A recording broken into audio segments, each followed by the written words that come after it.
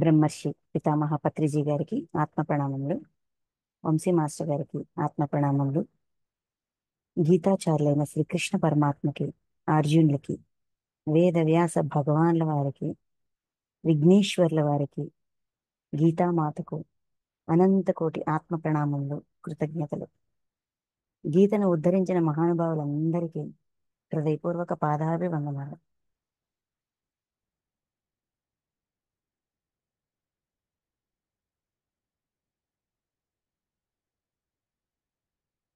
So masters, మనం ఈరోజు శ్రీమద్ భగవద్గీతలోని 11వ అధ్యాయంలో 15వ శ్లోకం నుంచి మొదలు పెట్టుకుంటున్నాం.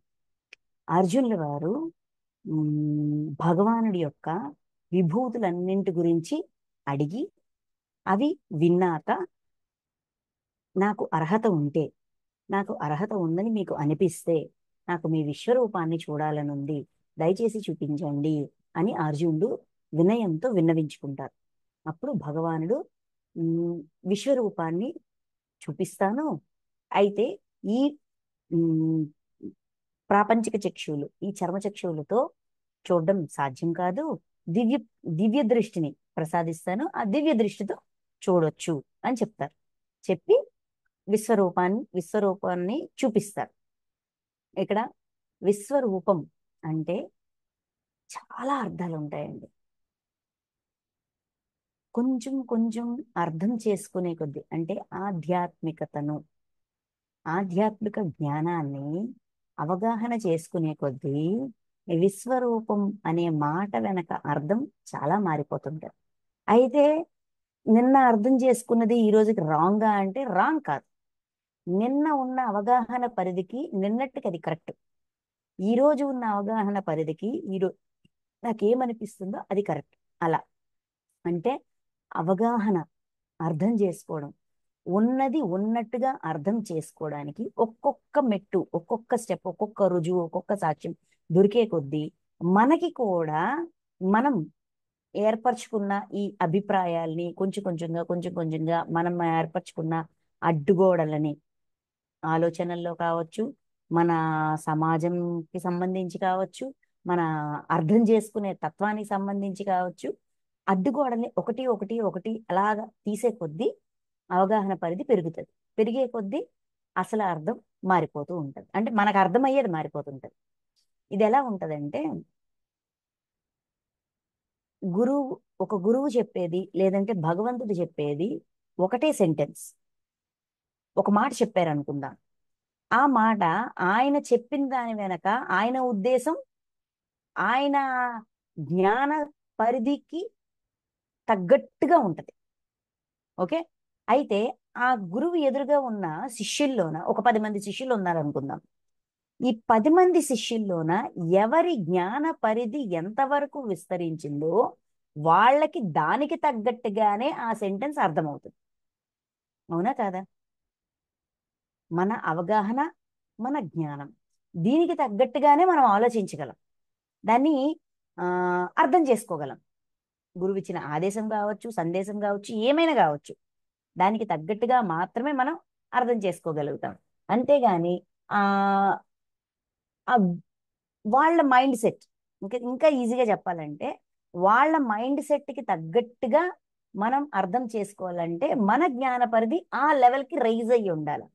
అప్పుడు వాళ్ళు ఏ ఉద్దేశంతో ఆ మాట చెప్పారో ఆ మాట వెనుక ఉన్న ఆంతర్యం ఏంటో ఉన్నది ఉన్నట్టుగా అర్థమవుతుంది. ఓకే.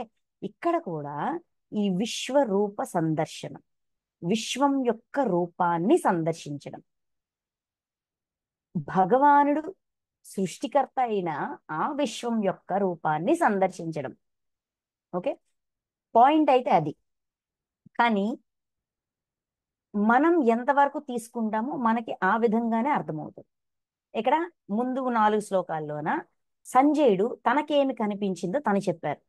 ఉదరములు, ముఖములు, ఇలా అలా అని. అంటే సంజయుడు విశ్వరూపాన్ని ఏ విధంగా అర్థం చేసుకున్నారో, ఊహించుకున్నారో, లేకపోతే తెలుసుకున్నారో, ఆల్రెడీ ఆయన కున్న జ్ఞాన పరిధికి తగ్గట్టుగా ఆయన దాన్ని చూస్తున్నారు. ఇప్పుడు అర్జునుడు అంటే అందరూ కూడా రూపాన్ని చూస్తున్నారు. ఇది అసలు పాయింట్.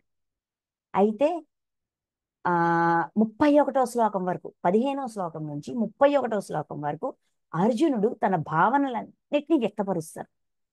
వ్యక్తపరిచాక ఒక మాట అంటారు, అసలు మీరెవరు? ఈ రౌద్ర రూపం ఏంటి? ఈ ఈ ఈ ఈ భయంకరమైన రూపాన్ని నేను తెలుసుకోలేకపోతున్నాను. మిమ్మల్ని పూర్తిగా, ఇంకా పూర్తిగా తెలుసుకోవాలనుకుంటున్నాను. అసలు మీరెవరు నాకు తెలియజేయండి. ఈ భయంకర రూపాన్ని ఉపసంహరించండి అని అడుగుతారు. అప్పుడు భగవానుడు చెప్తారు, నేను మహాకాలుడను. మహాకాలుడను అని చెప్తారు. అంటే ఏంటి అర్థం? కాలానికి అతీతంగా ఉన్న కాలాన్ని, కాలస్వరూపం. కాలంలోనే ఎప్పుడూ ఏది ఒకటిగా ఉండదు, మారిపోతూ ఉంటుంది, మారిపోతూ ఉంటుంది. అంటే కాలంలో చూస్తున్నారు, ఆకారాన్ని చూస్తున్నారు, రూపాన్ని చూస్తున్నారు. కాలం దాటి కాలాతీతంలోన చూసే ప్రయత్నం చేస్తే అర్థమవుతుంది, లేదంటే భయం వస్తుంది.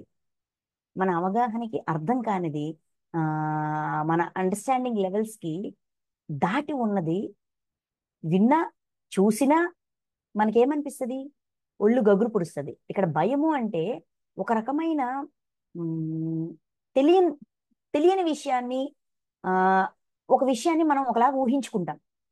ప్రతిదానికి మనకి ఊహ అనేది మనకు ఒకటి ఉంది, విజువలైజేషన్. ప్రతి విషయాన్ని ఒక రకంగా ఊహించుకుంటాం, ఒక రకంగా విజువలైజ్ చేసుకుంటాం. దానికి అలా అది అలా కాకుండా ఇంకా దానికి తగ్గట్టుగా కాకుండా వ్యతిరేకంగానో ఇంకో రకంగానో ఇంకో రకంగానో ఉంటే, ఇదేంటిది ఇలా ఉంది, ఇలా కాదు కదా, అది కాదు కదా అని మనం అంగీకరించలేకపోతాం. ఒక సందిగ్ధం వచ్చేస్తుంది. ఆ సందిగ్ధంలోన ఒక గగురుపాటు వస్తుంది. అలాంటి మైండ్ సెట్, అలాంటి స్టేట్ ఆఫ్ మైండ్ లోన అర్జునుడు ఉంటారు. అప్పుడు అంటారు, నేను మహాకాలుడిని, ఈ లోకాలన్నింటినీ ఆ నాశనం చేయడానికి వచ్చిన మహాకాలుడిని. ఈ ఈ ఈ ఎవరు? ఈ ధృతరాష్ట్రపుత్రులు, వీళ్ళందరూ కూడా నాచే ఆల్రెడీ చంపబడ్డారు. వాళ్ళ మరణం ఆల్రెడీ డిసైడ్ అయిపోయింది. కాబట్టి ఎవరు గెలుస్తారు, ఎవరు ఓడిపోతారనే క్వశ్చనే లేదు. విజయం ప్రాప్తిస్తుంది. కాబట్టి యుద్ధం చెయ్యి అని చెప్తారు. అంటే ఏంటి దాని అర్థము? కాలాతీతం అంటే రూపాన్ని దాటి, ఆకారాన్ని దాటి, కాలాన్ని దాటి అర్థం చేసుకోగలిగితే విశ్వరూపం అర్థమవుతుంది. ఓవరాల్ గా విశ్వరూపం అంటే ఏకత్వం. ఈ విశ్వరూపాన్ని ఇంకా లోతుగా అర్థం చేసుకోవాలంటే, ఇంకా తెలుసుకోవాలంటే రాధాకృష్ణులోన కృష్ణుడు చూపిస్తారు. ఏంటంటే అందరిలోనూ కృష్ణుడు అక్కడ ఉన్న ప్రతి ఒక్కరిలోనూ తనను తాను చూసుకుంటూ ఉంటారు. నిన్న మనం అనుకున్నాం, మనం మనం ఏదైనా ఒక వార్త విన్నప్పుడు, ఒక విషయాన్ని విన్నప్పుడు, అయ్యో ఇంత ఘోరమైన పని జరిగిందే, ఇలాంటి తప్పు ఎందుకు చేశాడు, మళ్ళీ అది అనుభవించాల్సి వచ్చినప్పుడు, ఈ కర్మ యొక్క ఫలితాన్ని అనుభవించాల్సి వచ్చినప్పుడు తట్టుకోలేరే, అల్లాడిపోతారే, ఇంత పని అయ్యింది అని అనుకుంటూనే, నేను ఇటువంటి పొరపాట్లు ఏమైనా చేశానా, నాకు ఇటువంటి కర్మలు ఏమైనా ఉంటే చూపించండి, అప్పుడు నేను క్షమాపణ, అటువంటి వాళ్ళని నేను క్షమ కోరానా లేదా, నేను చేశానా లేదా, ఎలాగా అంటే ఆ ఎదుటి వ్యక్తిలోన, ఆ బాధ పెట్టిన వ్యక్తిలో కూడా మనల్ని మనం వెతుక్కుంటూ దాన్ని సరిచేయడానికి నా ప్రయత్నం మొదలు పెట్టానే లేదా, లేదంటే ఇప్పుడు మొదలు పెట్టాలా అని చెప్పి, అలాగే ప్రతి ఒక్కరిలోన మనల్ని మనం చూసుకుంటూ మనల్ని మనం మార్చుకునే ప్రయత్నం చెయ్యడం ఏకత్వానికి ఒక డైమెన్షన్, ఒక కోణం. అలాగా ప్రతి ఒక్కరిలోన, విశ్వంలో ఉన్న ప్రతి ఒక్కరిలోన తనని తాను చూసుకుంటూ ఈ విశ్వమంతా నిండి ఉండడము అంటే ఆకారంలోనూ, అంటే శరీరము, చైతన్యము, ఇవన్నీ అక్కడి నుంచి వచ్చినవే. కానీ దానికి తగ్గట్టుగా జ్ఞానవంతం మనం అవ్వాల్సిన బాధ్యత మనకుంది కదా. ఆ జ్ఞానవంతం అయ్యామా లేదా, ప్రతి ఒక్కరిని జ్ఞాన స్వరూపంగా చూస్తున్నామా లేదా, ప్రతి ఒక్కరి నుంచి జ్ఞానాన్ని పొందుతున్నామా లేదా అనేది కూడా విశ్వమంతా నేనై ఉన్నాను అనడానికి ఆంతర్యం, అన్న మాటకి ఆంతర్యం. ఇలాగా రకరకాల డైమెన్షన్స్ ఉంటాయి, అంటే కోణాలు. మన భాష చెప్పాలంటే కోణాలు. ఏ కోణంలో మనం అర్థం చేసుకోవాలనుకుంటున్నాము, ఏ కోణంలో మనం అర్థం చేసుకుంటున్నాము, అది మన అవగాహన స్థితి, మన జ్ఞాన స్థితి. ఓకే, అందరికీ ఒకలాగే అర్థమవుతుందని లేదు. అలాగని చెప్పి ఒకరికి ఎక్కువగా వచ్చింది, ఒకరికి తక్కువగా వచ్చింది, ఒకరు ఇలా ఆలోచించారు, ఒకరు ఇలా ఆలోచించారు, నేను అలా ఆలోచించలేకపోయాను అని కంపేర్ చేసుకోవడానికి లేదు. ఒక్కొక్కరు ఒక్కొక్క మెట్టు అంతే, అంతకు మించి ఏం లేదు. ఇక్కడ కంపారిజనే లేదు. అదే ఏకత్వం. Okay, it's okay. ఓకే, ఒక ఒక ఒక విషయం ఇంకొంచెం లోతుగా అర్థమైంది. Very good. నేను దృష్టి పెడితే నాకు అర్థమవుతుంది. అంటే ఇక్కడ మనం ఏం నేర్చుకోవాలి? అసూయ పడటం కాదు, ఎదుటి వ్యక్తి యొక్క ఎదుగుదలని చూసి నేను ఇంకొంచెం దృష్టి పెట్టి నేను కూడా నేర్చుకోవాలి అని దాన్ని ఒక ప్రోత్సాహంగా తీసుకోగలగడం. అలాగా ఆధ్యాత్మికతలోన ముందుకు ఎదగాలి అంటే ప్రతి ఒక్కరిని కూడా టీచర్గా, గురుర్ బ్రహ్మ, గురుర్ విష్ణు, గురుర్దేవో మహేశ్వర, గురు సాక్షాత్ పరబ్రహ్మ తస్మై శ్రీ గురవే నమః. అంటే ప్రతి ఒక్కరిని కూడా గురువుగా భావించగలగడం ఏకత్వం. అది నేర్పిస్తుంది భగవద్గీత. అందుకు మనం నేర్చుకుంటున్నాం. అందుకు మనం ఇంకా ఇంకా ఇంకా ఇంకా ఇంకా ఇంకా ఆంతర్యాన్ని తెలుసుకోవడానికి ట్రై చేస్తున్నాం. ఓకే, ఇప్పుడు అర్జునుడి పాయింట్ ఆఫ్ వ్యూ. అర్జునుడికి విశ్వరూప సందర్శనం, దర్శనం, దర్శనం, రూపం యొక్క దర్శనం జరిగింది. దాన్ని ఆయన ఏ విధంగా మనకి వివరిస్తున్నారు? ఓకే, తెలుసుకుందాం. 15వ శ్లోకం. 15వ శ్లోకం.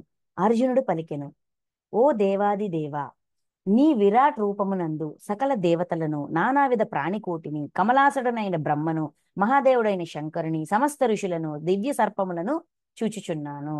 నీ రూపముల, నీ విరాట్ రూపమునందు అంటే పెద్ద రూపం, విరాట్ రూపం, చాలా పెద్ద రూపం, నీ రూపంలోనే వీళ్ళందరూ నాకు కనిపిస్తున్నారు. అంటే అర్జునుడు ఆ విశ్వ రూపాన్ని, విశ్వరూప సందర్శనాన్ని ఈ విధంగా పిక్చరైజ్ చేసుకున్నారు. విరాట్ రూపమునందు సకల దేవతలను, నానావిధ ప్రాణికోటిని, అన్ని రకాల ప్రాణుల్ని, రకరకాల ప్రాణుల్ని, కమలాసనుడైన బ్రహ్మను, బ్రహ్మదేవుణ్ణి, మహాదేవుడైన శంకరుణ్ణి, సప్త ఋషులను, దివ్య సర్పములను, వీటన్నిటినీ చూస్తున్నాను. ఇక్కడ విశ్వం యొక్క రూపం మనకి యూనివర్స్కి సంబంధించిన పిక్చర్స్, వీడియోస్ ఉన్నాయి. అది విశ్వం యొక్క రూపమే, ఇది విశ్వం యొక్క రూపమే. అన్ని అంటే ఎవరికి ఏది కరెక్ట్ అనిపిస్తుందో వాళ్ళు దాన్ని పట్టుకుంటారు. ఓకే, అది దాటడానికి మెల్లమెల్లగా ప్రయత్నం చేస్తారు. అది దాటాలా వద్దా అనేది కూడా మన ఇష్టమే. మళ్ళీ అది నచ్చింది, ఆ అవగాహన నచ్చింది, ఆ జ్ఞానం నచ్చింది, ఆగిపోవచ్చు ఎంతకాలం. మళ్ళీ ప్రయత్నిస్తాం, మళ్ళీ ప్రయత్నిస్తాం. ఓకే, ఇంకేదో ఉందబ్బా, ఇంకేదో తెలుసుకోవాల్సింది ఏదో ఉంది, నేను ఏదో మిస్ అయ్యానని కుతూహలం వస్తుంది, మళ్ళీ జిజ్ఞాస వస్తుంది, మళ్ళీ ప్రయత్నం మొదలవుతుంది. ప్రయత్నం మొదలై ఇంకొంచెం లోతుకి వెళ్తాం. ఇంకా అసలు తత్వం, ఇంకా అసలు తత్వం. ఇప్పుడు ఎలా అంటే రామకృష్ణ పరమహంస, ఆయనకి కాళికామాత రూపమే కనిపిస్తుంది. రూపం రూపం రూపం రూపం, ఇంకా అది రూపం దాటి వెళ్ళలేకపోతుంటారు. ఇంకా ఏదో అమ్మతో మాట్లాడాలి, తెలుసుకోవాలి, ఏమైనా ఏంటి ఏంటి ఏంటి నేను ఇక్కడే ఆగిపోయాను, ఎంత సాధన చేసి ఇక్కడే ఆగిపోయాను అనే ఒక తపన ఉంటది. నేను ఇంతేనా, ఇదేనా, అసలు ఇదేనా, అంతా ఇదేనా. ముందంతా అమ్మ రూపాన్ని చూసి భలే సంతోషం వచ్చేది. సంతోషించి సంతోషించి ఇంక ఇదేనా అనే క్వశ్చన్ వచ్చేస్తుంది. అప్పుడు తోతాపురి గారు వస్తారు. వచ్చి, నువ్వు ధ్యానంలో కూర్చుంటే నీకేం కనిపిస్తుంది, కళ్ళు మూసుకుని నీకేం కనిపిస్తుంది అంటే అమ్మ రూపం ఇలా ఉంది, అలా ఉంది, చక్కగా వర్ణిస్తుంటారు. వర్ణిస్తుంటే అయితే ఆ రూపాన్ని నరికేయండి. అమ్మని నరికేయడం ఏంటి అంటే అమ్మని కాదు, ఆ రూపాన్ని నరికేయండి. అదెలాగా స్వామి, అది తప్పు కదంటే చెప్పింది చెయ్యండి. సరే, మరి ఎలా అంటే ఏ రూపాన్ని అయితే నువ్వు చూస్తున్నావో అందులో కత్తి ఉంది కదా, ఆ కత్తిని తీసుకుని ఆ రూపాన్ని నరికేయంటారు. అంటే మన ఆలోచనల్లో మనం ఆల్రెడీ పిక్చరైజ్ చేసుకున్న విషయం దగ్గరే ఆగిపోతుంటాం. మానసిక స్థితి, మన మనసు సృష్టించిన పిక్చర్ దగ్గర ఆగిపోతుంటాం. పిక్చర్ దాటాలి, దాటితే చైతన్యంతో కనెక్ట్ అవుతాం. ఇక్కడ పరమాత్మ ఏం చెప్తారండి? ముందు అధ్యాయాల్లోన పరమాత్మ డెఫినేషన్ అంటే రూపం అని ఎక్కడైనా చెప్పారా? చైతన్యం అని చెప్పారు, జ్ఞానం అని చెప్పారు, కాలం అని చెప్పారు. అంతేగాని రూపం అని ఎక్కడైనా చెప్పారా? ఆలోచించండి, చెప్పలేదు కదా. ఎప్పుడైతే రామకృష్ణ పరమహంస ఆ రూపాన్ని నరికేస్తారో అప్పుడు ఆ అమ్మ చైతన్యంతో కనెక్ట్ అయ్యి జ్ఞానాన్ని పొందుతారు. అలాగా రూపాన్ని కూడా దాటగలిగితేనే ఆ శరీరాన్ని దాటగలుగుతాం, చైతన్యానికి కనెక్ట్ అవ్వగలుగుతాం. అది నేర్పిస్తారు ఇక్కడ భగవానుడు నేర్పించేది అది. అందుకే ఇంత పెద్దది. ఇంకా రాను రాను ఇప్పుడు ఇదంతా భక్తి యోగం. భక్తి రూపం దగ్గర ఆగిపోయిన సగుణ రూపం, మళ్ళీ నిర్గుణ రూపం కాదు చూడండి, సగుణ రూపం, సద్గుణాలతో నిండి ఉన్న రూపం, అద్భుతమైన రూపం. రూపాన్ని దాటితే చైతన్యం వరకు వెళ్తాం. చైతన్యంతో కనెక్ట్ అయితే జ్ఞానం ద్వారా జ్ఞానాన్ని పొందొచ్చు. ఇక్కడ అర్జునుడికి రూపం కనిపిస్తుంది. ఓకే, ఆ విరాట్ రూపం అంటే ఇప్పుడు మనకి మూవీస్ లోన వాటిలోన చూపించినట్టుగా పెద్ద ఆకారము అవన్నీ అనమాట. ఓకే, ఓ విశ్వేశ్వర, విశ్వరూప, నీ బాహువులు, ఉదరములు, ముఖములు, నేత్రములు అసంఖ్యాకములు, నీ అనంత రూపము సర్వతోముఖముగా విలసిల్లుచున్నది. నీ అనంత రూపము సర్వతోముఖముగా అంటే అనంతంగా ఉంది రూపం. అంటే కన్నుచూపు మేర చూసే కొద్దీ ఇంకా ఇంకా ఇంకా ఇంకా ఎక్స్పాండ్ అవుతూ ఉంది, ఇంకా అలా స్ప్రెడ్ అవుతూ ఉంది. సర్వతో ముఖాలు కూడా ఉన్నాయి. ఇక్కడ ముఖాలు అంటే మైండ్, తెలివితేటలు. దాన్ని దాంతో పర్సానిఫికేషన్ సింబలైజ్ చేసుకోవచ్చు మన అవగాహనకి. ఓకే, ఇలాగా ఇంకా ఇంకా ఇంకా ఇంకా ప్రకాశిస్తుంది, విలసిస్తుంది. నీవు ఆది మధ్యాంతరహితుడవు, మహత్వ పూర్ణమైన నీ దివ్య రూపమునకు ఆది మధ్యములను తెలుసుకొనలేకపోతున్నాను. ఈ దివ్య రూపం ఎక్కడ మొదలైంది, ఎక్కడ అంతం ఉంది, ఎక్కడ స్టార్టింగ్, ఎక్కడ ఎండింగ్, ఏమీ అర్థం కావట్లా. అంత విశాలంగా ఉంది, అంత పెద్దదిగా ఉంది. హే విష్ణు, కిరీటమును గదను చక్రమును ధరించి అంతటను తేజఃపుంజములను విరజిమ్ముచున్న నిన్ను దర్శించుచున్నాను, దర్శిస్తున్నాను. ఇలా ఈ ప్రకాశవంతమైన ఈ కిరీటాలు గదలు ఎక్సెట్రా ఎక్సెట్రా ఇవన్నీ పెట్టుకున్న మిమ్మల్ని నేను చూస్తున్నాను. అంటే అర్జునుడు తనకి ఏది విశ్వరూపం అనిపించిందో దాన్నే దర్శిస్తున్నాడు. ప్రజ్వలితాగ్ని వలెను, జ్యోతిర్మయుడైన సూర్యుని వలెను వెలుగొందుచున్న నీ అప్రమేయ రూపమును దుర్నిరీక్షమయ్యున్నది. ప్రజ్వలిత అగ్ని వలెను అంటే అగ్ని ప్రజ్వలిస్తూ ఉంటే అది ఎలా ఉంటదండి, ఒక కాంతి, ఒక డిఫరెంట్ కాంతి, అలా చక్ చక్ చక్ అన్నట్టుగా. అలాంటిది అంటే ఏంటి, దివ్యత్వంతో పొంగిపోతూ ఉంది, నిండి పొంగి పొర్లుతూ ఉంది. జ్యోతిర్మయం, జ్ఞానంతో నిండి ఉంది. సూర్యుని వలె వెలుగొందుచున్న నీ అప్రమేయ రూపమును, సూర్యునిలాగా వెలుగొందుచుంది. సూర్యుని ప్రకాశం ఎలా ఉంటుందో అంతా ఇంకా అంతకన్నానా ప్రకాశిస్తూ ఉంది. అప్రమేయ రూపము అంటే చాలా డిఫరెంట్ గా ఉంది, దుర్నిరీక్షమై ఉంది. వెయిట్ చేయలేకపోతున్నాను ఇంకా ఇంకా అంటే ఇంకా నా ఎక్స్పాండ్ నా ఆ, చూపు చూసే పరిధిని కూడా ఎక్స్పాండ్ చేసుకొని చూడాల్సి వస్తుంది. పరమ అక్షర స్వరూపుడవైన పరబ్రహ్మ పరమాత్మము నీవే. అక్షర స్వరూపం అంటే క్షరము కానిది, నాశనం లేని స్వరూపము నీవే. పరబ్రహ్మవు నీవే అంటే బ్రహ్మాండమంతా నిండి ఉన్నావు కనుక అందరికి నీ తెలుసుకునదగిన వాడవు నువ్వే. అందరూ దేని గురించి అయితే ఏదో తెలుసుకోవాలనుకున్నారు. అసలు తెలుసుకోవలసింది ఆ భగవానుడి గురించి, ఆ పరమాత్మ గురించి తెలుసుకోదగిన వాడవు నువ్వే. అంటే నేర్చుకోవాల్సిన నాలెడ్జ్. ఈ జగత్తునకు నీవే పరమాశ్రయుడవు. జగత్తంతా ఎవరినైనా ఆశ్రయించాలి, ఆశ్రయం పొందాలి, ఎవరి దగ్గరైనా ఆశ్రయం పొందాలి అంటే నీ దగ్గరే పొందాలి. ఎందుకంటే అందరికీ ఆశ్రయాన్ని ఇస్తున్నారు. సనాతన ధర్మ రక్షకుడు అంటే సనాతనం నుంచి ఏనాటి నుంచో ధర్మాన్ని ఆచరిస్తూ ఆచరిస్తూ ధర్మానికి ప్రతిరూపంగా మారారు. నీవు అవ్యయుడవు, సనాతన పురుషుడవు అని నా విశ్వాసము. సనాతన పురుషుడు అని విశ్వాసం అంటే ఏనాటి నుంచో ఉంది మీ ఆత్మ, ఇంత పూర్ణత్వాన్ని సంతరించుకుంది, ఇంత జ్ఞానాన్ని మార్చుకుంది, ధర్మబద్ధంగా పూర్తిగా ధర్మానికి ప్రతిరూపంగా మారిపోయారు. నీవు ఆది మధ్యాంతరహితుడవు, అపరిమిత శక్తిశాలివి, అసంఖ్యాకములైన భుజములు గలవాడవు, సూర్యచంద్రులై నేత్రములు, అగ్నివల నీ ముఖము ప్రజ్వరిల్లుచున్నది, నీ తేజస్సుతో ఈ జగత్తంతయు సంతప్తమనుచుచున్నావు, అట్టి నిన్ను నేను చూచుచున్నాను. ఆది మధ్యము అంతము ఏం లేదు, ఇంకా అలా ఎక్స్పాన్షన్ ఇంకా ఇంకా ఎక్కడ ఆది ఎక్కడ అంతం ఏం తెలియట్లా, అంత పెద్దదిగా ఉంది. ఆది లేదు, మధ్యం లేదు, అంతం లేదు, ఏం లేదు, ఏది ఎక్కడుందో తెలియదు. అపరిమిత శక్తిశాలివి, చాలా శక్తి ఉంది, అసంఖ్యాకములైన భుజములు కలవాడివి, చాలా భుజములు, సామర్థ్యత. సూర్యచంద్రుని నేత్రములు, సూర్యుడు చంద్రుడు నేత్రాల్లాగా కనిపిస్తున్నాయి. అగ్నివల నీ ముఖము ప్రజ్వరిల్లుచున్నది, ప్రకాశిస్తుంది. నీ తేజస్సుతో జగత్తును సంతప్తమనొచ్చుచున్నావు. అంటే ఆ ఇక్కడ తేజస్సు అంటే ఎన్లైటన్మెంట్, దివ్య జ్ఞానం. ఈ దివ్య జ్ఞానంతో ప్రజలందరికీ అక్కడ ఏమంటాము, ఉన్న వాళ్ళందరినీ సమభావంతో అందరినీ సమంగా చూడగలగడం.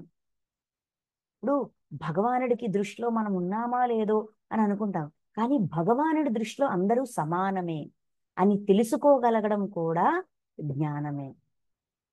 తేజస్సుతో, ఎన్లైటన్మెంట్తో అందరినీ సమభావంతో చూడగలుగుతున్నారు, చూస్తున్నారు. అట్టి నిన్ను నేను చూస్తున్నాను, అటువంటి మిమ్మల్ని నేను చూస్తున్నాను. ఓ మహాత్మా, దివి నుండి బివు వరకు గల అంతరిక్షమునందంతటిను అన్ని దిశలను నీవే పరిపూర్ణవై ఉన్నావు. దివి నుండి భూమి వరకు, ఆకాశం నుంచి భూమి వరకు మొత్తం నిండిపోయి, అంతరిక్షం అంతా నిండిపోయి మీరే ఉన్నారు. అద్భుతమైన నీ భయంకర రూపమును చూచి ముల్లోకములను గడగడలాడుచున్నవి. ఈ రూపాన్ని చూసి ముల్లోకాలు వణికిపోతున్నాయి, గడగడలాడిపోతున్నాయి అని అర్జునుడు చెప్తూ ఇదిగో ఆ దేవతలెల్లరూ నీలో ప్రవేశించుచున్నారు.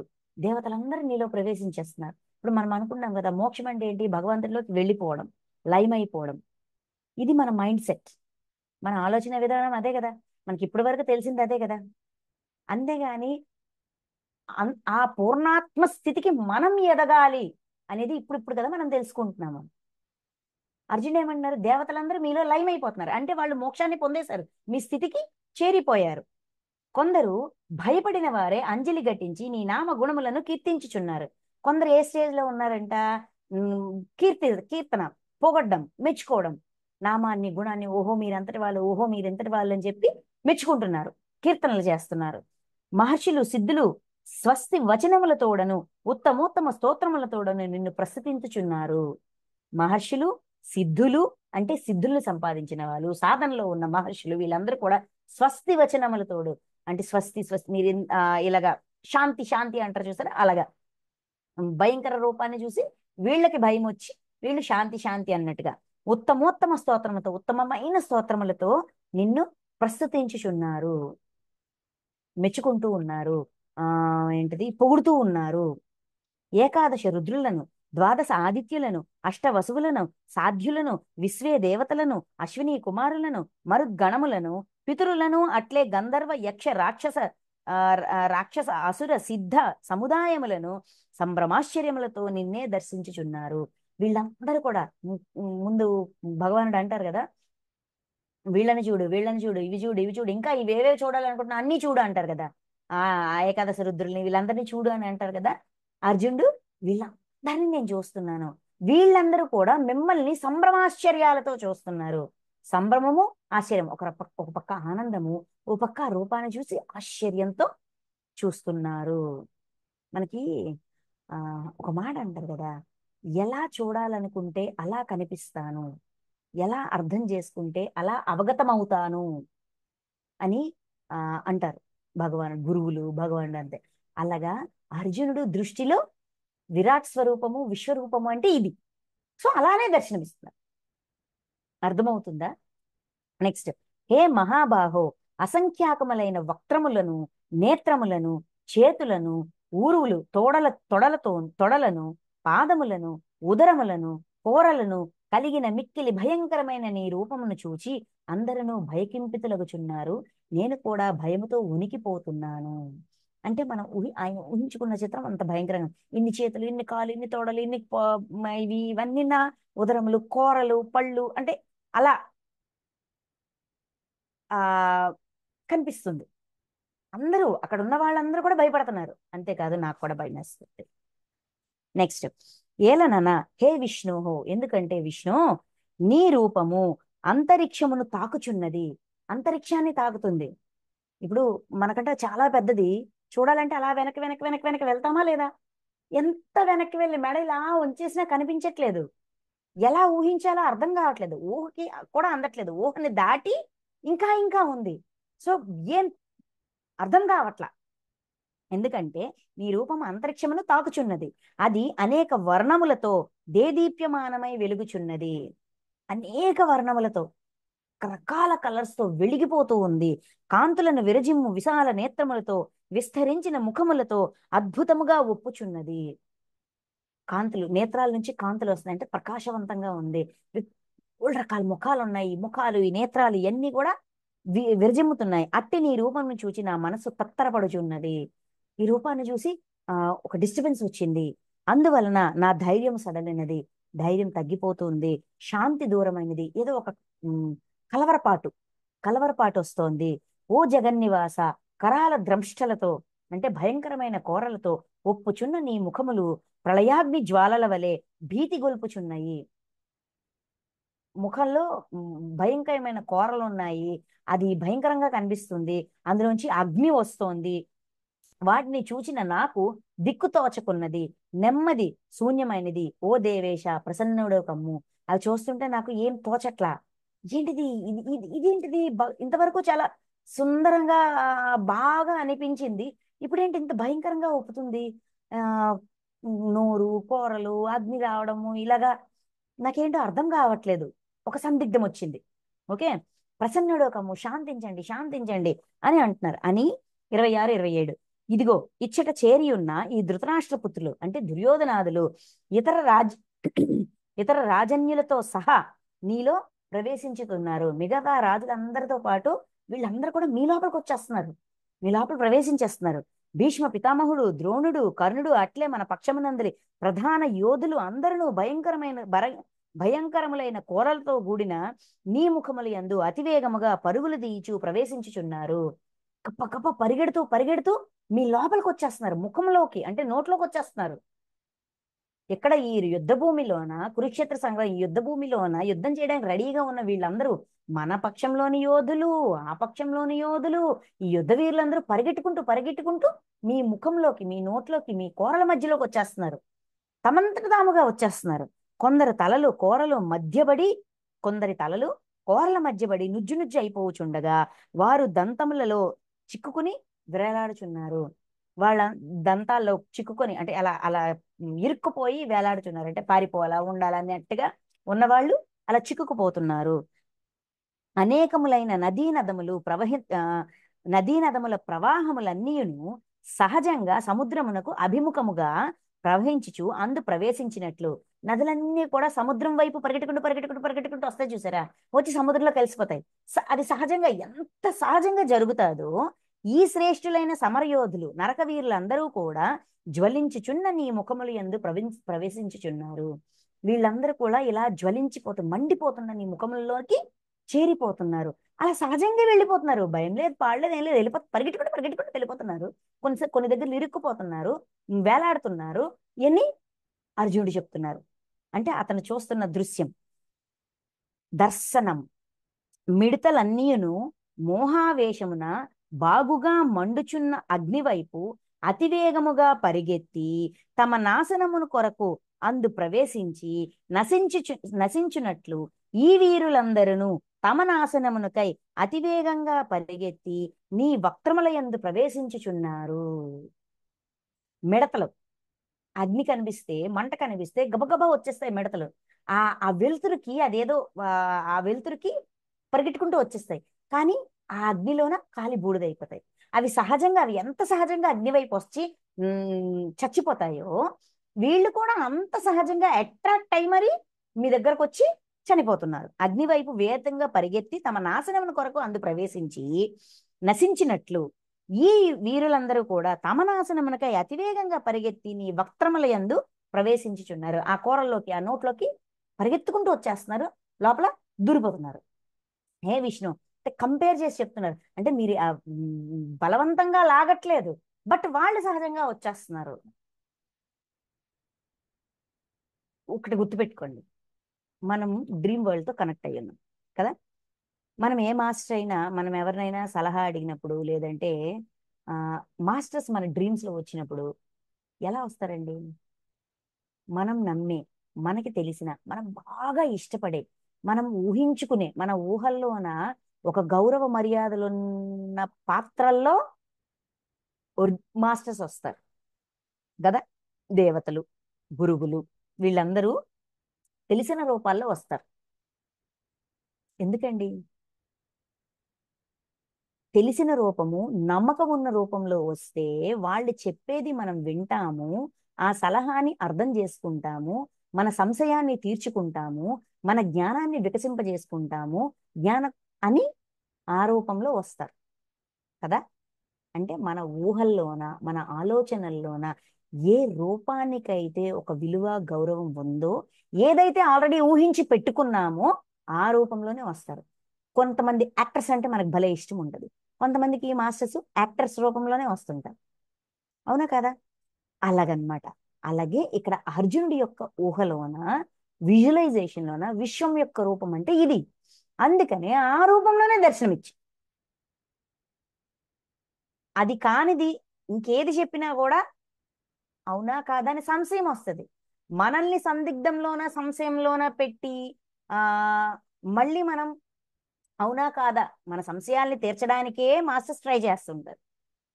అది తీర్చే సమయంలో మనకి ఇంకొన్ని సంశయాలు వచ్చాయి అనుకుందాం, మనకి ఇంకొన్ని డౌట్లే వచ్చాయి అనుకుందాం, మనం పొరపాటును కూడా అటువైపు తిరిగి చూడం. ఈ పద్ధతే రాంగు, లేకపోతే ఈ మాస్టర్ రాంగు, లేకపోతే ఇంకోటి ఇంకోటి అని అపార్థంలోకి వెళ్తాం. అందుకని మన దారిలోకే వస్తారు, మన ఊహా చిత్రాల్లాగే కనిపిస్తారు, కానీ మనకు నేర్పాల్సింది నేర్పుతారు. అంటే ఎదుటి వ్యక్తికి, నమ్మిన వ్యక్తికి, గురువుగా భావించిన వ్యక్తికి, శిష్యుడిగా తనని తాను మలుచుకున్న వ్యక్తికి, భక్తుడిగా తనని తాను మలుచుకున్న వ్యక్తికి భగవంతుడు భక్తుడు యొక్క కోరిక మేరకు ఆయన యొక్క మైండ్ సెట్ ప్రకారమే కనిపిస్తారు. అసలు రూపం ఏదైనా కావచ్చు.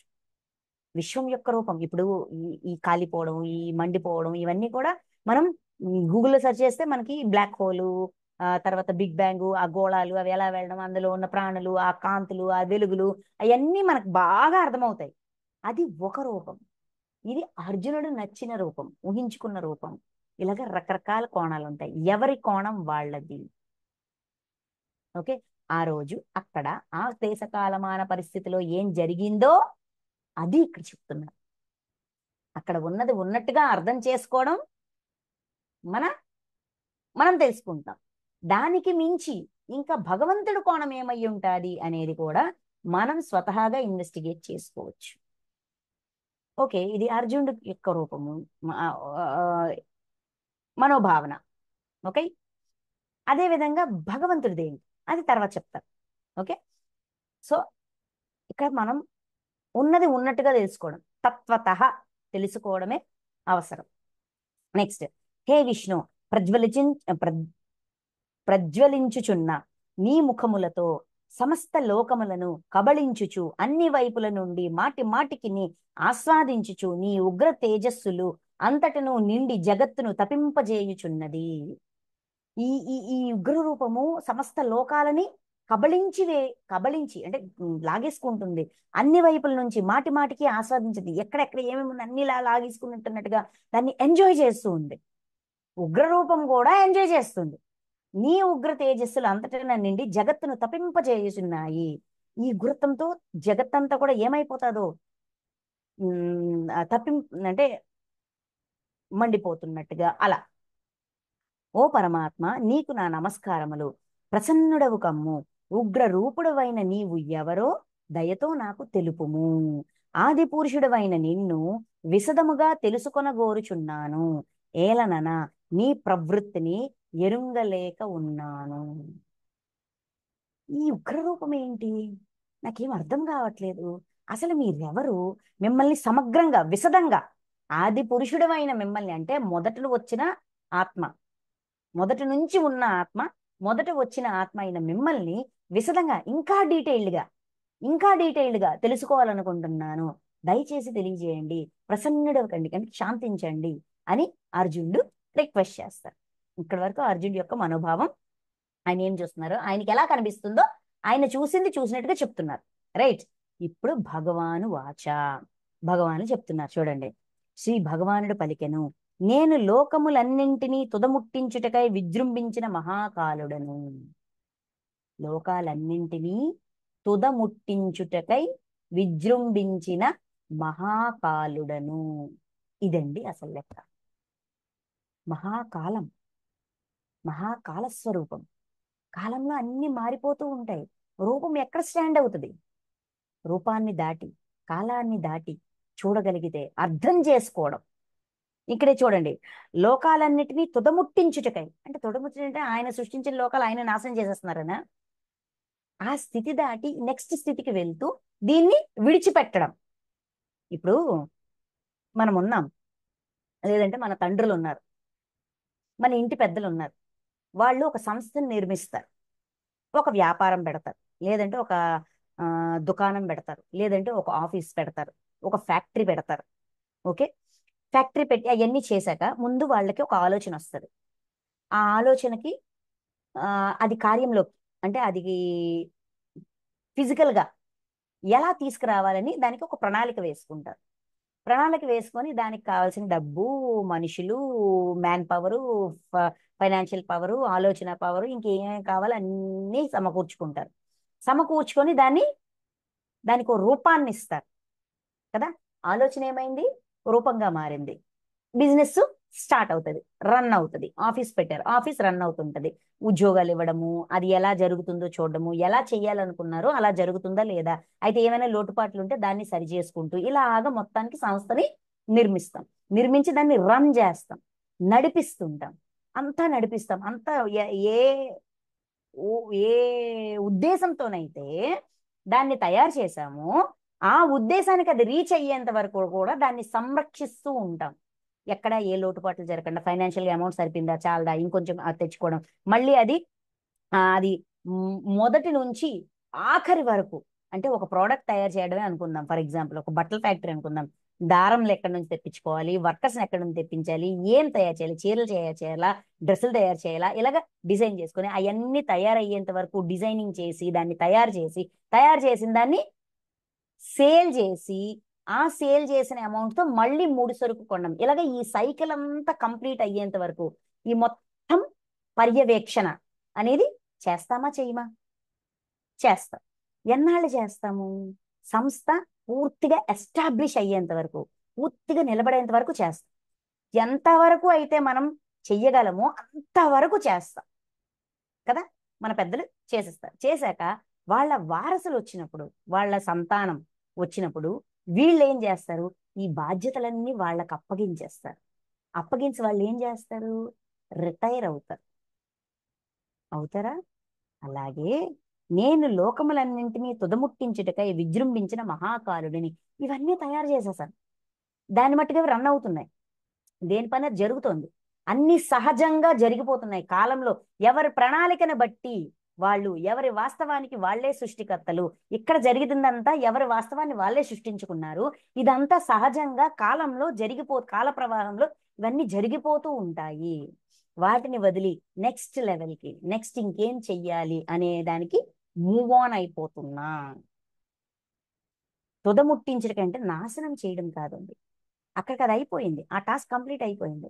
అందుకే 1000 Seeds of Joyలోన ఒక మాట అంటారు చూడండి, ఎప్పుడైతే గుర్తింపుని వదిలేశారో అప్పుడు అనంతాన్ని రుచి చూడగలిగారు అంటారు. ఇది నేను చేశా, నేను సృష్టించా, నేను ఇచ్చేసా గుర్తింపు విడిచిపెట్టి నెక్స్ట్ లెవెల్కి, ఇక్కడ ఎదగడము, నేర్చుకోవడము అనేది అనంతం. ఈ స్థితికి వచ్చాను అయిపోయిందా అంటే ఈ స్థితి తర్వాత నెక్స్ట్ స్థితికి వెళ్ళాలని అనిపిస్తుంది. అప్పుడు వెళ్తాం, వెనకది వదిలి ముందుకు వెళ్తాం. నిన్నటికి అలాగ ఉన్నాను, వెరీ గుడ్, రేపు ఇంకా బెటర్గా ఉండాలి. సో ఇంకేం నేర్చుకోవాలి, ఇంకేం తెలుసుకోవాలి, ఇంకేం చెయ్యాలి, వస్తుందా రాదా? అలాగా మహాకాలం ఇప్పుడు ఈ లోకములను రూపుమాపుటకై పూనుకొని ఉన్నాను. ఇక్కడ ఈ లోకంలో ఏమేం జరుగుతుందో అది సహజంగా జరిగిపోతూ ఉంటది. ఎవరి ఎవరి ప్రణాళిక ప్రకారం అది జరిగిపోతూ ఉంటది. సో ఇదంతా పర్యవేక్షణ అంతా కూడా నాది ఆల్మోస్ట్ కంప్లీటెడ్. కనుక నీవు యుద్ధము చేయకున్నను ప్రతిపక్షమునున్న ఈ వీరులెవరూ మిగలరు. యుద్ధం చేసినా చెయ్యకపోయినా ఈ వీరులెవరూ మిగలరు. అంటే ఇక్కడ ఇదంతా నాశనం చేసేస్తున్నారా? భూమి ఏమైనా నాశనం అయిపోయిందా అండి కురుక్షేత్ర సంగ్రామం తర్వాత? ఇప్పటికీ ఆ ఆ శేషాలు ఎక్కడో వెతికితే ఏంటిది హనుమంతుడి గద అని, లేదా భీముడి యొక్క గద అని, ఇలా గాంధీవం అని, లేకపోతే సముద్రంలోన కృష్ణుడు తాలుగా ద్వారక అని, ఇవన్నీ ఇప్పటికీ మనకు దొరుకుతున్నాయి కదా. నశించిపోయిందా?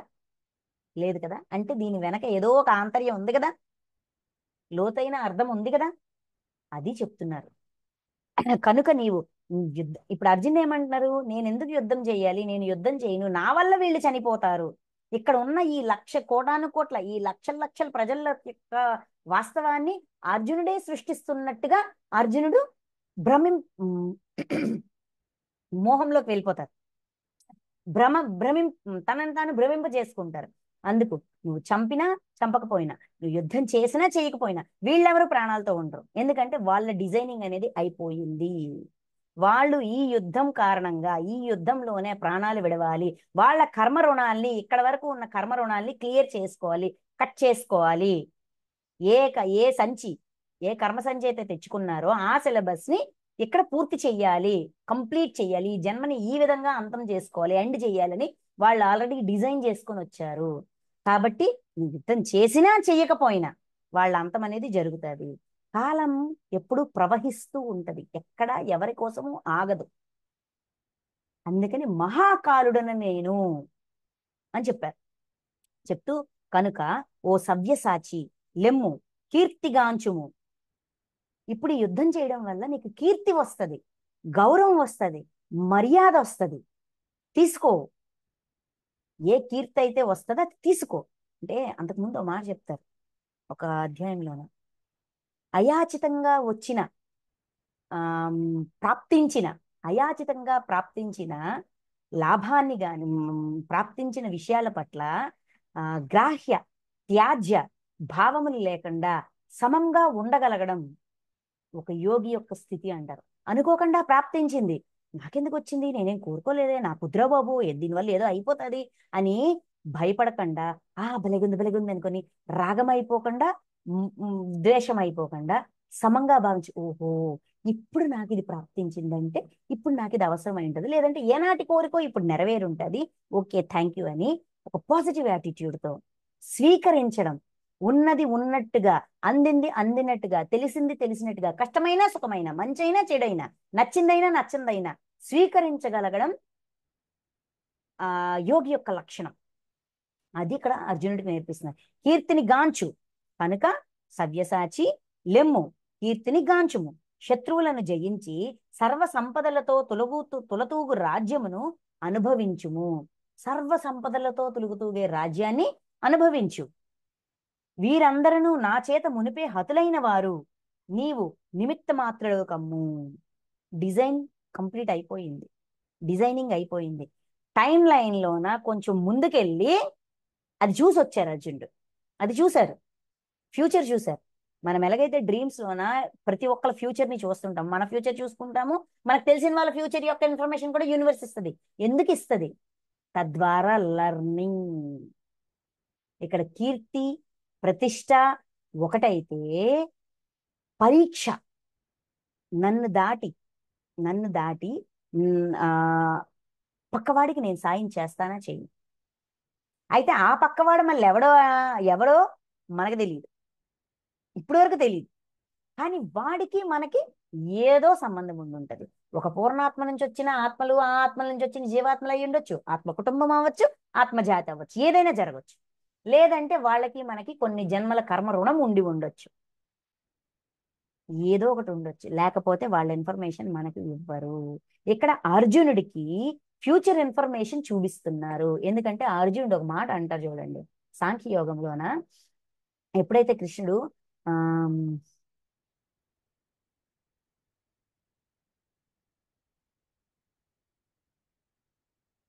మాట గుర్తు రావట్లేదండి, ఈ సరికాని సమయమున నీకు ఈ మోహం ఎందుకు వచ్చింది? నువ్వు పిరికివాడి వలె ప్రవర్తిస్తున్నావు, హృదయ దౌర్బల్యంతో ప్రవర్తిస్తున్నావు, ఇలా అంటారు. అంటే అప్పుడు అర్జునుడు అంటారు, గురువులు ఆ వీళ్ళందరినీ చంపి నేను ఆ పాప భారంతో ఉండలేను. అయితే ఇంకో విషయం కూడా, ఒక పక్క ఇలాగనిపిస్తుంది, ఇంకొక పక్క ఇంకా యుద్ధం మొదలే అవ్వలేదు. వాళ్ళు గెలుస్తారో మనం గెలుస్తామో తెలీదు, విజయం వస్తాదో మృత్యు వస్తాదో తెలీదు, వాళ్ళు మన చేతిలో చనిపోతారో మనం వాళ్ళ చేతిలో చనిపోతామో కూడా తెలీదు. ఏమీ తెలియకుండానే ఇన్ని రకాల ఆలోచనలు నాకు వస్తున్నాయి. నేను అలా ఉండాలా ఇలా ఉండాలా, అసలు నేనేంటో నాకు అర్థం కావట్లే, నాకేం తోచట్లే, నేను పిరికివాడిగానే ఉన్నాను, నాకు పిరికితనం వచ్చింది, నాకు ఏం చేయాలో అర్థం కావట్లేదు, నేను నీ శిష్యుడను శరణాగతుడను, నన్ను నాకు సరైన మార్గాన్ని చూపించండి అని అర్జునుడు అడుగుతాడు. అంటే ఏంటి, ఎవరు గెలుస్తారో ఎవరు ఓడిపోతారో కూడా తెలియదు, మనం చచ్చిపోతామో వాళ్ళు చచ్చిపోతామో కూడా తెలియదు అని ఒక మాట అంటారు కదా. ఇక్కడ రిప్లై ఇచ్చారనమాట. వాళ్ళందరూ ఆల్రెడీ వాళ్ళ డిజైనింగ్ అయిపోయింది, వాళ్ళు మృత్యువాత పడతారు ఇక్కడ, ఈ యుద్ధ భూమిలోనే వాళ్ళు చనిపోబోతున్నారు అనే ఇన్ఫర్మేషన్, ఫ్యూచర్ ఇన్ఫర్మేషన్ ఇచ్చారు. అందుకే మహాకాలుడని, కాలంలో ప్రయాణం చేసి చూస్తే అర్థమవుతుంది.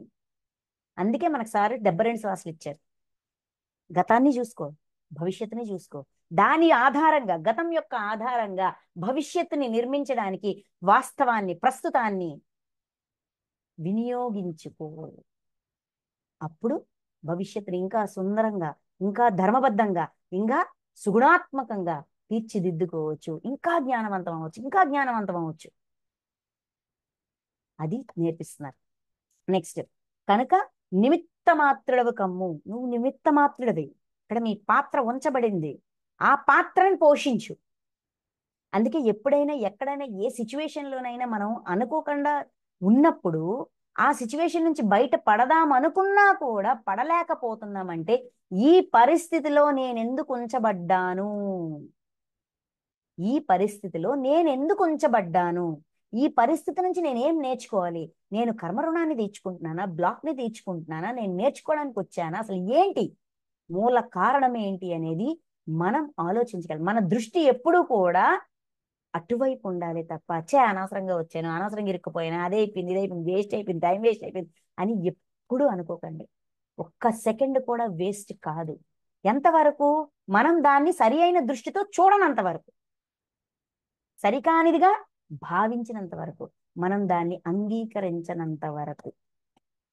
ఓకే, అందుకని నిమిత్త మాత్రుడవు కమ్ము చెప్తూ, ఇదివరకే నాచే చంపబడిన భీష్మ, ద్రోణ, జయద్రథ, సింధురాజ్ జయద్రథ్, జయద్రథ, కర్ణాది యుద్ధ వీరులందరినీ నీవు సంహరింపుము. వీళ్ళందరూ ఆల్రెడీ నా చేత చంపబడ్డారు, అంటే కాలంలో వీళ్ళ మృత్యువు డిసైడ్ అయిపోయింది. ఇక్కడ నా చేత చంపబడ్డారంటే ఇక్కడ భగవానుడు కత్తి పట్టుకొని వాళ్ళు పచక్ పచక్ వేస్తారన కాలం. అందుకే నేను మహాకాలుడను, కాలస్వరూపాన్ని. కాలం గురించి బోల్డ్ వివరణ ఇస్తారు అక్షర బ్రహ్మయోగంలోన. ఇది కాలం, కాలాతీతంగా, నేను కాలానికి అతీతంగా ఉన్నాను. నువ్వు కాలానికి అతీతంగా ఆలోచించడం నేర్చుకో, తెలుసుకోవడం నేర్చుకో, అప్పుడు అవగాహన పరిధి పెరిగిద్ది అని ఎక్స్ప్లెయిన్ చేస్తారు. అందుకే ఇక్కడ మహాకాలుడను అంటే పరమాత్మ యొక్క థర్డ్ డెఫినిషన్, అనంతమైన కాలస్వరూపం. కర్ణాది యుద్ధ వీరులందరినీ నీవు సంహరింపుము, వీళ్ళందరినీ చంపేసి. ఇప్పుడు యుద్ధంలో ఒకరినొకరు ఎదురెదురుగా ఉన్నారంటే ఇంకా తప్పదు, అక్కడ ఫైటింగ్ తప్పదు. భయపడకు, ఏమైపోతుందో ఏమైపోతుందో, ఏం నాశనం అయిపోతుందో, నా వల్ల ఎంత నష్టం అయిపోతుందని భయపడకు. రణరంగమున శత్రువులను తప్పక జయించగలవు కనుక యుద్ధమును చేయుము. విజయం నిర్ణయించబడింది, విజయాన్ని పొందుతావు. ఇంకో చూడండి, గమనిస్తే ఎవరెవరినైతే సంహరించాలో అవన్నీ చూపిస్తారు, కానీ ఇటువైపు జరిగిన నష్టాన్ని చూపించరు. అటువైపు విజయం వస్తుంది అవన్నీ చెప్తారు. ఇవన్నీ తెలిసి యుద్ధంలోకి వస్తారు, కానీ అక్కడ కూడా మళ్ళీ అర్జునుడికి బాధ వస్తూ ఉంటది. భౌతికంగా జీవితంలో ఉన్నంత వరకు బాధ అనేది ఉంటది. ఎందుకు ఉంటది, ఎందుకు బాధపడాలి? ఎందుకంటే బాధ నేర్పించినంత జ్ఞానం సుఖం నేర్పించదు. శత్రువు నేర్పించినంత లర్నింగ్, జ్ఞానం మిత్రుడు నేర్పించలేడు. అది స్ట్రాంగ్ ఉంటది అనమాట, స్థిరంగా ఉంటది, లోతుగా దిగిపోతుంది. ఎప్పుడు నేర్చుకుంటాము మనము? వాళ్ళు చెప్పిన ప్రతి మాటని గాని చేతని గాని మనం మన లెర్నింగ్ వైపు తిప్పుకోగలిగినప్పుడు. ఇక్కడ ఒక్కటి గుర్తుపెట్టుకోవాలి, ఎప్పుడైనా మన జీవితంలో ఏదైనా సంఘటన జరిగినా, మంచి జరిగినా, చెడు జరిగినా, ఏది జరిగినా కూడా మొదట దృష్టి మన మీద, ఫస్ట్ ప్రిఫరెన్స్ మనమే. ఇక్కడ నేనేం చేస్తే నాకు ఇది వచ్చింది, ఇక్కడ నా పాత్ర ఏంటి, నా లోపం ఏంటి. ఎప్పుడైతే నా దృష్టి ఫస్ట్ నా వైపు మళ్లించుకుంటానో నేను పొరబడను, మోహంలోకి వెళ్ళను, నన్ను నేను వెనకేసుకురాను. పక్కవాడు తప్ప అయ్యే ఉండొచ్చు, అయినా కూడా ఎందుకు ఆ తప్పుకు నేనెందుకు బలయ్యాను? అది కూడా ఒక ప్రశ్నే కదా, అది కూడా ఒక పాయింటే కదా. పక్కవాడి గుణానికి నేనెందుకు బలవ్వాలి, నేనెందుకు బలయ్యాను? అది కూడా మనం తెలుసుకోవాలి. ఎదుటివాడిని తప్పు పట్టే ముందు నా దగ్గర నా సైడ్ నుంచి నేను ఏ చెక్కింగ్లు చేయాలి, ముందు అన్ని చెక్కింగ్లు చేసేయాలి, తర్వాతే next point. Checking checking checking checking అవసరం. ఆధ్యాత్మిక ఎదుగుదలకి ఆత్మ పరిశీలన చాలా అద్భుతంగా సహాయం చేస్తాది. నెక్స్ట్, ఇది వరకే నాచే చంపబడ్డ భీష్మ, ద్రోణ, జయద్రథ, కర్ణాది యుద్ధ వీరులందరినీ నీవు సంహరింపుము. వీళ్ళందరినీ సంహరించు, భయపడకు. రణరంగంలో శత్రువుల్ని తప్పక జయించగలవు కనుక యుద్ధం చేయుము. డిజైన్ చేయబడింది, చాయిస్ ఇవ్వబడింది. అయితే వాళ్ళందరూ ఆల్రెడీ కాల ప్రవాహంలో వాళ్ళు ఈ యుద్ధంలో బాడీ వెకేట్ చేస్తారనే క్లారిటీ ఇచ్చేశారు. అయితే ఇప్పుడు నువ్వు యుద్ధం చేసినా చెయ్యకపోయినా, కత్తి పట్టినా పట్టకపోయినా, గాంధీవం ఎత్తినా ఎత్తకపోయినా, వాళ్ళ అంతం అనేది decided, decision made, designing completed. అది చెప్తూ, అది చెప్పాక అదంతా ఆ మాటలు వింటూ సంజయుడు ఏం చెప్తున్నారు చూద్దాం. నెక్స్ట్ 35. సంజయుడు పలికెను, ఓ రాజా, శ్రీకృష్ణ పరమాత్మ యొక్క ఈ మాటలు విని అర్జునుడు వణుకుచు చేతులు జోడించి నమస్కరించెను. మరలా మిక్కిలి భయముతో ప్రణమిల్లి గద్దద స్వరముతో తడబడుచు శ్రీకృష్ణుని స్తుతింపసాగెను. మనం ఎంత ధైర్యంగా ఉన్నా చావుని చూసినప్పుడు, హింసను చూసినప్పుడు మనకి ఒళ్ళు గగురు పొడచదా, బాధ అనిపించదా, వణికిపోమా? అది అర్జునుడి పరిస్థితి. ఇదంతా విన్నాక అర్జునుడు అప్పుడు మళ్ళీ వినయంతో ఆ చేతులు జోడించి నమస్కరించి మిక్కిలి మరలా మిక్కిలి భయంతో భయపడుతూ దండం పెట్టి ఈ విధంగా చెప్తున్నారంట. అర్జునుడి యొక్క యాక్షన్ ఏం చేస్తున్నారు, అతను ఎలా ప్రవర్తిస్తున్నారు అనేది ఇక్కడ మనకు సంజయుడు చెప్తున్నారు. అర్జున ఉవాచ 36. అర్జునుడు పలికెను, ఓ అంతర్యామి కేశవ, నీ నామ గుణ ప్రభావములను కీర్తించుచు జగత్తు హర్షాదిరేకములతో అనురాగములతో ఉప్పొంగిపోవుచున్నది. జగన్నివాస, ఓ అంతర్యామి కేశవ, అంతరంగంలో ఉన్న పరమాత్మ, నీ నామ గుణములను కీర్తించుచు, నీ నామాన్ని గుణాన్ని కీర్తించుతూ పొగుడుతూ వేయేలా పొగుడుతూ జగత్తు హర్షాతిరేకం, జగత్తు మురిసిపోతుంది, చాలా సంతోషిస్తుంది, అనురాగంతో ఉప్పొంగిపోతుంది. మీ పట్ల అనురాగం ప్రేమతో ఉప్పొంగిపోతుంది జగత్తంతా. ఇది సముచితము, ఇది కరెక్టే, ఇది 100% ఇలానే ఉండాలి. భయగ్రస్తులైన రాక్షసులు నలుదిక్కులకు పారిపోచున్నారు. ఆ దివ్యత్వం అర్థం కాని వాళ్ళు, ఆ జ్ఞానం లేని వాళ్ళు, ఆ అవగాహన లేని వాళ్ళు పారిపోతున్నారు. సిద్ధగణముల వారెల్లరూ ప్రణమిల్లుచున్నారు. సిద్ధులు, గంధర్వులు, యక్షులు, ఇవన్నీ ఇవి ఈ కేటగిరీలు అంతా కూడా దండం పెడుతున్నారు, ప్రణమిల్లుచున్నారు. ఆ గౌరవం, ఆ స్థితి తెలిసి గౌరవ మర్యాద ఇస్తున్నారు. ఓ మహాత్మా, నీవు సర్వశ్రేష్ఠుడవు, సృష్టికర్త అయిన బ్రహ్మకే మూలకారకుడవు కనుక వారు అంటే సిద్ధాదులందరూ నీకు నమస్కరింపక ఎట్లుండగలరు? మీరు బ్రహ్మ, సృష్టికర్త అయిన బ్రహ్మకే మూలకారకులు కనుక వీళ్ళందరూ అంటే సిద్ధగణాలందరూ నమస్కరిస్తున్నారు అన్నారు కదా. మీరు బ్రహ్మకే సృష్టికర్త అయినప్పుడు మిమ్మల్ని ఎలా నమస్కరించకుండా ఉండగలరు? వాళ్ళని సృష్టించిన ఆయనకే మీరు సృష్టికర్త అయినప్పుడు మిమ్మల్ని ఎలా దండం పెట్టుకుని ఉంటారు అని చెప్తూ, ఓ అనంత, ఓ దేవేశ, ఓ జగన్నివాస, సత్ అసత్తులు నీవే. సత్తు అంటే ఉన్నది, అసత్తు లేనిది అంతా నీవే. వీటికంటేను పరమైన అక్షర స్వరూపుడవు అనగా సచిదానంద ఘన పరబ్రహ్మవి నీవే. ఇంకొంచెం అర్థమవుతుంది అర్జునుడికి.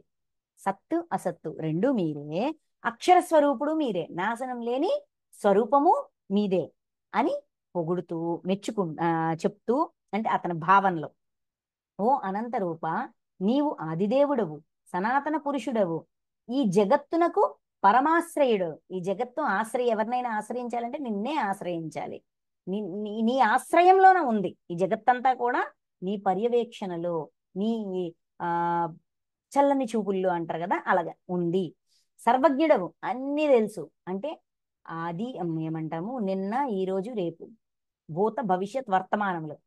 సర్వజ్ఞుడవు, సర్వలోకాల్లో జరిగేది తెలుసు, సర్వకాలాల్లో జరిగేది తెలుసు, అన్నీ తెలుసు. సర్వ వేద్యుడవు, పరంధాముడవు. ఈ జగత్తు అంతయు నీచే పరిపూర్ణమై ఉన్నది, పరిపూర్ణంగా ఉంది. పూర్ణత్వాన్ని సంతరించుకున్న ఒక అద్భుతమైన చైతన్యం. ఇంకా నీవే వాయుదేవుడవు, యముడవు, అగ్నివి, వరుణుడవు, చంద్రుడవు, ప్రజాపతి అయిన బ్రహ్మవు, బ్రహ్మకును జనకుడవు. నీకు వేల కొద్ది నమస్కారములు, మరలా మరలా నమస్కారములు, ఇంకనూ నమస్కారములు. ఇంకా ఆయన ఇది మీరే, అది మీరే, అది మీరే, అన్ని మీరే, అన్ని రూపాలు మీవే. అంటే అన్ని రూపాల్లోనూ పరమాత్మని చూడడం ప్రారంభించారు, కృష్ణుణ్ణి చూడడం ప్రారంభించారు. ఆ అవగాహన ఇంకొక స్టెప్ పెరిగింది. నమస్కారంలో మరలా మరలా ఇన్ని రకాల, ఇంతమంది కదా, అందరికీ నమస్కారం, అన్ని నమస్కారాలు, మరలా మరలా నమస్కారాలు, మరలా మరలా నమస్కారం అని చెప్తూ, అనంత సామర్థ్యము గలవాడా, నీకు ఎదురుగా ఉండియు వెనక నుండియు నమస్కరించుచున్నాను. ఎదురుగా ఉండి నమస్కరిస్తున్నాను, వెనక నుండి నమస్కరిస్తున్నాను. ఓ సర్వాత్మ, సర్వాత్మ అందరిలో ఉన్న ఆత్మ, నీకు అన్ని వైపుల నుండి నమస్కారములు, అన్ని పక్కల నుంచి నమస్కారం చేస్తున్నాను. అన్ని పక్కల అంటే ఇక్కడున్నా, అక్కడున్నా, ఇక్కడున్నా, ఇక్కడ ఉంటే ఎక్కడ అన్ని దగ్గరలో ఉన్నది. ఎటువైపు తిరిగి నమస్కారం పెట్టాలా? మనకు ఒక మూఢత్వం ఉంటది కదా, ఇటువైపు తిరిగే చెయ్యాలి, అటువైపు తిరిగే చెయ్యాలి, ఇలా చేయకూడదు, అలా చేయకూడదు, ఇలా కొన్ని రూల్స్ పెట్టుకుంటాం. ఏం లేదు, అన్ని పక్కల భగవంతుడు ఉన్నాడు, అన్ని దిక్కులు మంచివే, అన్ని సమయాలు మంచివే, అన్నీ ఉన్నతమైనవే.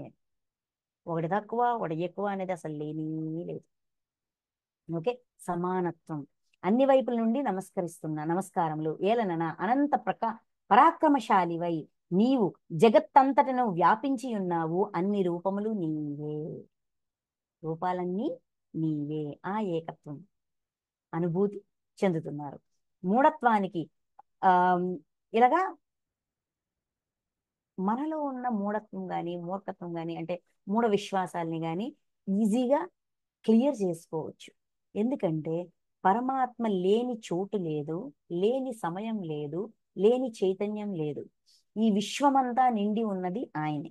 ప్రతి ప్రాణిలోనూ ఆ దైవాన్ని చూడగలగడం, ఎప్పుడైతే చూడడం నేర్చుకుంటామో, దైవంగా భావించడం నేర్చుకుంటామో, ఆటోమేటిక్గా మనం మూఢ విశ్వాసాలన్నింటినీ తీసిపారేస్తాం. ఎందుకంటే ఒక ఒక పురాణంలో కానీ దేంట్లో కానీ ఒక ఒక మనకు ఒక సందేశం ఇచ్చారు అంటే దాని వెనక లోతైన ఆంతర్యం ఉంటది. బాహ్యాన్ని పట్టుకుంటాం, అంతరాన్ని పట్టుకోం. వేదాల్లో ఉన్న పైన భోగాలకి సంబంధించినవే చూస్తారు కానీ లోతుల్లోకి వెళ్తే జ్ఞానం ఉంటుంది, ఎవరు లోతుల్లోకి వెళ్ళి చూడరు అని చెప్పారా లేదా? అందుకే నెక్స్ట్,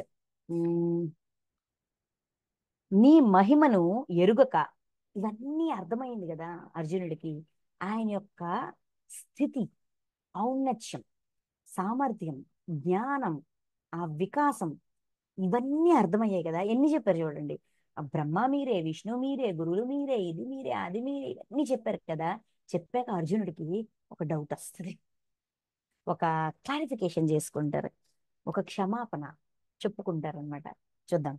నీ మహిమను ఎరుగుక నిన్ను నా సఖునిగా భావించి, నీ ఇంత మహిమాన్వితుడు, ఇంత గొప్పవాడివని తెలియక నువ్వు నా ఫ్రెండ్ కదా అనుకుని చనువు చేయగాని, పొరపాటుల వల్ల గాని, ఓ కృష్ణ, ఓ యాదవ, ఓ మిత్ర, ఓ ఫ్రెండు, ఓ యాదవ, ఓ కృష్ణ అనుచు తొందరపాటుతో ఆలోచింపక, తొందరపాటుతో కంగారులను ఓ కృష్ణ, ఓ యాదవ, లేదంటే ఓ మిత్ర, ఓ ఫ్రెండు అని ఏదో ఒక అలవోకగా సులువుగా ఆలోచింపక తొందరపాటుతో నిన్ను నేను సంబోధించి ఉంటిని. ఎప్పుడో పిలిచే ఉంటాను, దాని వెనక నాకే లోకు భావన లేదు, ఫ్రెండ్ అని అలా అలా పిలిచుంటాను.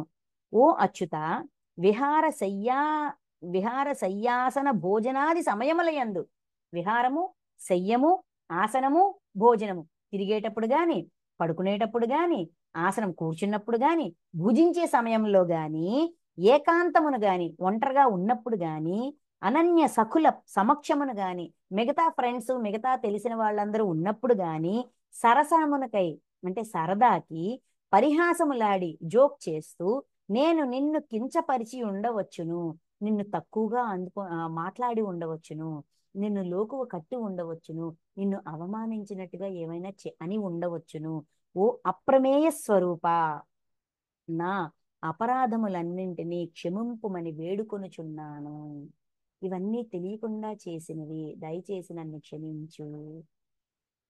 అంటే మనం ఎప్పుడైనా ఎదుటివాడిని లోపుగా చూసినప్పుడు ఒక్క క్షణం ఆలోచించాలి, వీడి ఆత్మస్థితిలో ఎంత ఉన్నతమైన వాడో, ఎంత జ్ఞానవంతుడో, ఎంత తేజోవంతుడో మనకి తెలియదు కదా. వీడు కూడా దైవ స్వరూపమే కదా. వీడిని లోపుగానో, తక్కువగానో, అజ్ఞానిగానో, తెలివి తక్కువ వాడుగానో ఎలా చూడగలను, ఎలా భావించగలను? అలా భావిస్తే నేను పొరపాటు చేస్తాను కదా. సో ఇలా చెయ్యొద్దు అని మనకి లర్నింగ్ ఇస్తున్నారు ఇక్కడ. ఎవరు ఎవరు ఎక్కువ కాదు, ఎవరు తక్కువ కాదు, సమభావం. రియలైజేషన్ రాగానే వచ్చేది సమభావమే. పొరపాటు చేశాం, మన కర్మలు చూసుకున్నాడు మనం ఏమనుకుంటామండి, బా నువ్వు చాలా చెడ్డవాడివి, దుర్మార్గుడు అనుకున్నాను గాని నువ్వు బాధితుడివి, నేను దుర్మార్గురాలినా, ఎంత పని అయిపోయింది, నన్ను క్షమించు. ఎందుకు ఇంత తప్పు చేశాను, అంతకుముందు అదే తప్పు చేసి ఇప్పుడు మళ్ళీ అదే తప్పు చేసి పొరపాటు చేశాను, వద్దు, ఇంకెప్పుడు అలా అనుకోకూడదు.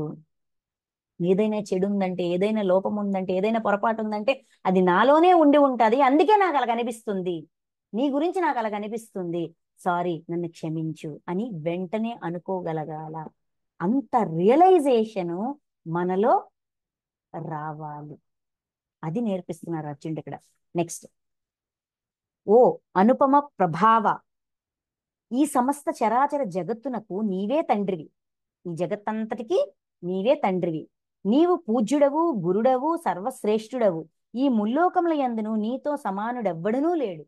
ఈ మొత్తం 3 లోకాల్లో కూడా నీకు సమానమైన వాడు ఎవ్వడునూ లేడు. అంటే ఆ భగవానుడే అందరికంటే ఉత్తమమైన వాడు అనే భావన అర్జునుడిది. ఇంకా నీకంటే అధికుడు ఎట్లుండును, నీకంటే గొప్పవాడు ఎక్కడ ఉంటాడు, నీతో సమానమైన వారే లేనప్పుడు నీకంటే గొప్పవాడు ఎక్కడ ఉంటాడు, ఉండే అవకాశమే లేదు. అర్జునుడి మనోగతం. కనుక ఓ ప్రభు, నా శరీరమును నీ పాదాల కడ నిడి, నా శరీరాన్ని నీ కాలు దగ్గర పెడుతున్నా, సాష్టాంగముగా ప్రణమిల్లుచున్నాను, సాష్టాంగ ప్రణామం చేస్తున్నా, అంటే సర్వస్య శరణాగతి అవుతున్నా. స్థవనీయుడవు, సర్వేశ్వరుడు అయిన నీవు నాయందు ప్రసన్నవగుటకై నిన్ను ప్రార్థించుచున్నాను. నా వల్ల జరిగిన పొరపాట్లన్నిటినీ క్షమిస్తూ నా యందు ప్రసన్నతతో శాంతంగా ఉండాలని నేను కోరుకుంటున్నాను, ప్రార్థిస్తున్నాను, వేడుకుంటున్నాను.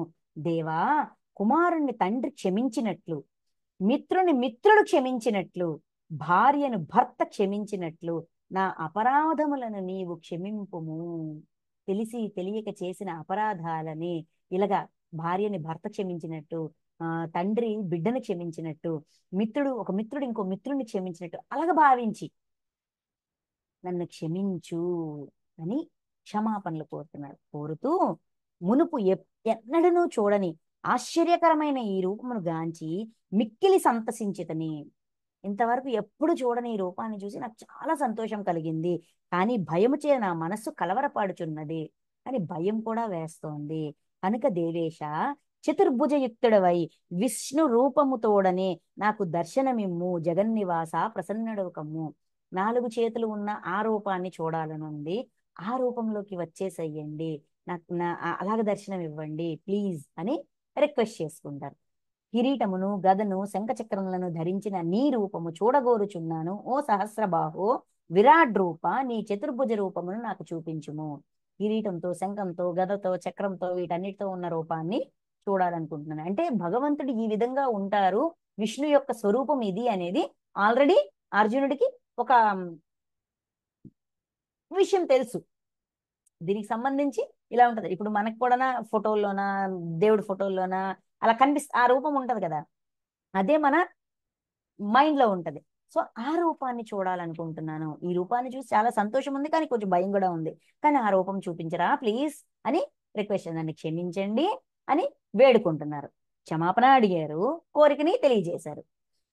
అప్పుడు భగవాను వాచ 47. ఓ అర్జున, నీపై గల అనుగ్రహమున నా యోగశక్తి ప్రభావముతో నీకు నా విరాట్ రూపమును ప్రదర్శించితిని. అది మిక్కిలి తేజోమయమైనది, అనంతమైనది, ఆద్యమైనది. దీనిని నీవు తప్ప ఇంతకు ముందు ఎవ్వరునూ చూచి ఉండలేదు. నీపై గల అనుగ్రహమున అంటే అర్జునుడి పట్ల ఉన్న ఆ ప్రేమ వల్ల, ఆ అర్జునుడి హృదయంలో ఉన్న ఆ కరుణ వల్ల అనుగ్రహించి యోగశక్తి ప్రభావముతో, యోగశక్తితో ఈ విరాట్ స్వరూపమును ప్రదర్శించితిని, చూపించాను. అది మిక్కిలి తేజోమయమైనది అంటే దివ్యత్వంతో నిండి ఉన్నది, దివ్యత్వంతో నిండి ఉన్నది, అనంతమైనది, ఆద్యమైనది. దీని నీవు తప్ప ఇంతకు ముందు మరెవ్వరూ చూడలేదు. అంటే ఇంతకు ముందు అంటే అక్కడికి ఆ రోజు ఆ విశ్వరూప సందర్శనం జరిగిన రోజు వరకు ఎవ్వరికి ఈ రూపం యొక్క దర్శనం అనేది జరగలేదు అని చెప్తూ, ఓ అర్జున, వేదాధ్యయనముల వల్ల చేయగాని, ఆ యజ్ఞాచరణములు చేయగాని, దానములు చేయగాని, తపశ్చర్యలు చేయగాని, తదితర పుణ్య కర్మలు చేయగాని ఈ మానవ లోకమున నా ఈ విశ్వరూపము నీకు తప్ప మరెవ్వరికి నీ చూడ సఖ్యము కాదు. మానవ లోకంలో వేదాల్ని అధ్యయనం చేసిన, యజ్ఞములను ఆచరించిన, దానములు చేసిన, తపస్సులు చేసినా, ఇంకా ఎన్ని పుణ్యకర్మలు చేసినా కూడా ఈ మానవ లోకంలో ఉంటున్న మానవ శరీరంతో ఉంటున్న వాళ్ళకి ఈ రూపాన్ని దర్శించడం అనేది సాధ్యం కాదు, ఎలిజిబిలిటీ లేదు, పాసిబుల్ కాదు అని చెప్తున్నారు. చెప్తూ ఈ విధమైన నా ఈ భయంకర రూపమును చూచి నీవు ఎట్టి వ్యధకును మోహమునకును గురి కావలదు. మోహానికి గురి అవ్వద్దు అంటే అపార్థము చేసుకోవద్దు, ఇదే కావాలి అనే అటాచ్మెంట్ లోకి వెళ్ళొద్దు, బాధపడొద్దు, ఏమీ ఆలోచించొద్దు. భయమును వీడు, భయాన్ని వదిలి ప్రసన్న చిత్తుడివై ప్రశాంతమైపోయి శంఖ చక్ర గదా పద్మములతో విలసిల్లుచున్న నా చతుర్భుజ రూపమును మరలా చూడుము. ఈ చతుర్భుజాలు నాలుగు చేతులు ఉన్న రూపం కోరావు కదా, ఆ రూపాన్ని మరలా చూడు అని చెప్పి రూపాన్ని మారుస్తారనమాట. అప్పుడు సంజయుడు చెప్తున్నారు. సంజయుడు పలికెను, వాసుదేవుడు ఈ విధముగా పలికి అర్జునునకు తన చతుర్భుజ రూపమున దర్శనమిచ్చెను. అనంతరము శ్రీకృష్ణ పరమాత్మ సౌమ్య మూర్తి అయిన తన కృష్ణ రూపమును స్వీకరించి భయపడుచున్న అర్జునునకు ధైర్యము చెప్పెను. ఈ విధంగా భయపడుతున్న అర్జునికి ధైర్యం చెప్పారు, చతుర్భుజ రూపాన్ని చూపించి ధైర్యం చెప్పారని చెప్పి సంజయుడు మనకు చెప్తున్నారు. అక్కడ ఈ మాట చెప్పాక ఏం జరిగింది, అక్కడ ఏం జరిగింది, ఆ సీన్ లో ఏం జరిగింది అనేది సంజయుడు మనకి ఎక్స్ప్లెయిన్ చేస్తున్నారు. అది చెప్పాక అర్జునుడు అంటున్నారు, ఓ జనార్దన, మీ అతి సౌమ్యమైన మానవాకృతిని అంటే శ్యామ సుందర రూపం మానవ రూపాన్ని చూచి ఇప్పుడు నా మనస్సు కుదుట పడినది, అమ్మయ్య శాంతించింది, ఆ తత్రపాటు ఆ తొందరపాటు ఆ గగురుపాటు అంతా కూడా తగ్గింది. నేను నా స్వాభావిక అంటే సహజ స్థితిని పొంది తిని, నేను సహజం నార్మల్ స్టేజ్ లోకి వచ్చేసాను. మనసు తొందరపాటు భయము ఈ జలతరించి ఇవన్నీ కూడా ఆగిపోయాయి, నేను శాంతమయ్యాను, ప్రశాంతమయ్యాను అని అర్జునుడు చెప్తారనమాట. అప్పుడు భగవానుడు మాట అంటారు, శ్రీ భగవానుడు పలికెను, నీవు చూచిన నా ఈ చతుర్భుజ రూపం యొక్క దర్శన భాగ్యము అన్యులకు అత్యంత దుర్లభము, ఎవ్వరికీ కూడా సాధ్యం కాదు. ఇక్కడ అన్యులు అంటే జ్ఞానం లేని వాళ్ళు. ఈ తత్వం తెలియని వాడికి లభించదు, అత్యంత దుర్లభము, ట్రై చేయడం కూడా కష్టం, ఎందుకంటే అవగాహన లేదు. అది లెక్క. దేవతలు సైతము ఈ రూపమును దర్శించుటకై సదా ఉవ్విళ్ళూరుచుందురు. దేవతలు కూడా ఈ రూపాన్ని చూడాలి అని తహతహలాడుతూ ఉంటారు. నీవు గాంచిన నా చతుర్భుజ రూపమును దర్శించుట వేద పఠనముల చేయగాని, తపశ్చర్యల చేయగాని, దానముల చేయగాని, యజ్ఞముల చేయగాని సఖ్యము కాదు. ఆ విరాట్ స్వరూపమే కాదు, ఈ చతుర్భుజ రూపం కూడా చూడడం అంత ఈజీ ఏం కాదు. దానాలు, తపస్సులు, యజ్ఞాలు, యాగాల వల్ల కూడా సాధ్యమయ్యే పని కాదు. అంటే చర్యల వల్ల కాదు, కేవలము జ్ఞానం వల్ల, తపన వల్ల సాధ్యపడతాది. అది కూడా ఏంటి, దానికి కూడా రిప్లై ఇస్తారు. దీనివల్ల కుదరదు, దీనివల్ల కుదరదు, దీనివల్ల కుదరదు, దీనివల్ల కుదరదు అని అన్నిటినీ తీసేస్తున్నారు. దానాన్ని తీస్తారు, యజ్ఞాన్ని తీస్తారు, ఏంటిది వేద పఠనాన్ని తీస్తారు, తర్వాత తపస్సుని తీస్తారు.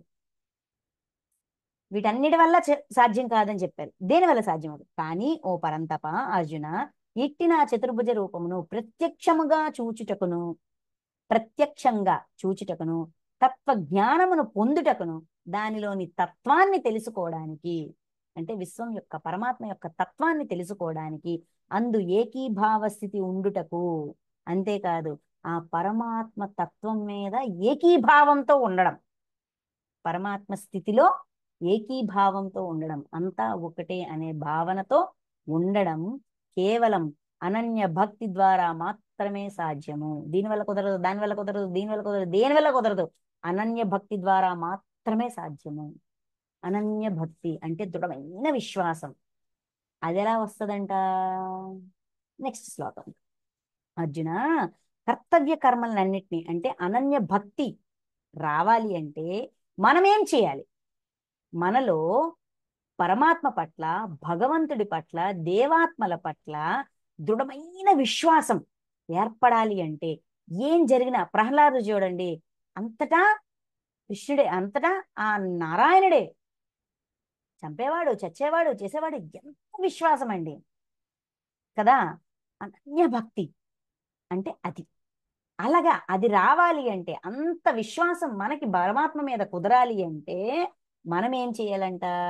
మన సిలబస్ ఏంటి, మన హోంవర్క్ ఏంటి? కర్తవ్య కర్మలన్నింటినీ నాకే అర్పించువాడును, నిష్కామ కర్మ చేయువాడు, మత్పరాయణుడును, నాయందు భక్తి శ్రద్ధలు కలవాడును, విశ్వాసం పెట్టుకుని ప్రాపంచిక విషయమందు ఆసక్తి లేనివాడు, ప్రపంచము భోగాలు ఇవే సమస్తం అనేది దాటి ఏ ప్రాణి యందును ఏ మాత్రము వైరభావము లేకుండుట, ఏ ప్రాణి యందును ఏ మాత్రమును వైరభావము, శత్రుత్వం లేకుండా ఉండడం, శత్రుత్వం అనే భావన కూడా ఉండకూడదు. లేనివాడైన అనన్య భక్తుడు, పరమ భక్తుడు మాత్రమే నన్ను పొందగలడు. అంటే అనన్య భక్తి యొక్క డెఫినిషన్ ఈ అధ్యాయంలోని ఆఖరి శ్లోకం. సో ఇక్కడతో విశ్వరూప సందర్శన యోగం పూర్తయింది. Thank you masters, thank you so much.